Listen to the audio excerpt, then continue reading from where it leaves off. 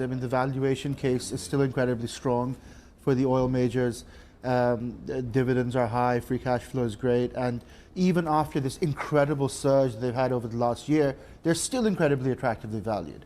I think that case is pretty strong, and as you're right, the final point is they're still very unloved, which is almost sort of the trifecta what you want: cheap, unloved, and trending up. So I think it's disingenuous of me to say that obviously you have them somewhere in portfolios, but do you have overweight on these stocks in portfolios, or are they just at neutral weighting? The biggest single overweight we've got in portfolios is towards the UK equity market. Right. Obviously, they're a huge part of that. But not individually. You haven't said, I like these energy majors. I see the oil price rallying potentially this year because a lot of people are telling us, everyone seems to be telling us it's going up. So I think they're undervalued compared to the oil price, or none of that going on at the moment? No, it's not quite as direct a connection as that. But of course, I mean, the fact that we do think that they are attractively valued companies and they make such a huge part of the UK index makes the UK is one of the reasons why we are long UK. Okay. Can I just get to the oil price then? I mean, if you look at Brent, we are travelling around the same levels that we started out 2022 with. So we're reversed to about a year ago, and to take off some of those highs. Does that worry you about the level that we're seeing on oil, that all these lingering concerns about the macro are just going to take some of the heat out of the price this year?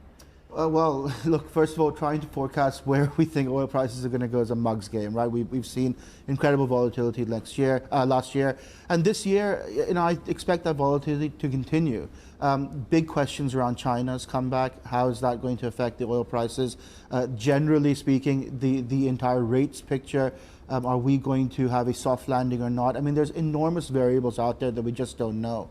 I will say that that our base case is for oil to not basically fall much more than it is right now. For us to have somewhat of a floor at about 70. So it's more upside than downside. More upside than downside, right?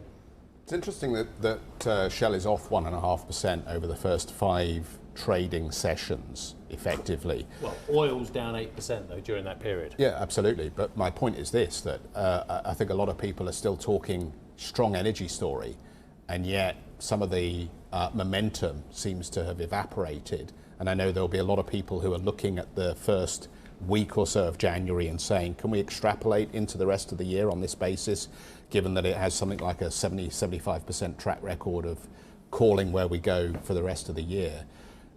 What do you think? I mean, is there a chance here that actually it doesn't turn out to be the best story or sector for 2023? Who knows? Look, it's impossible. I think that regardless of what the correlations of the first 5 days would imply, we shouldn't read too much into it, right? I mean, the first 5 days of 2020 would have been pretty good, right?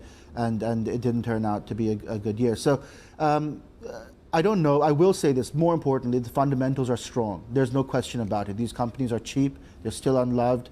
They're throwing off huge amounts of cash, and we do think that there's a floor under the oil price, which gives them a reasonably solid outlook. And that's one of the reasons why we continue to be long UK equity.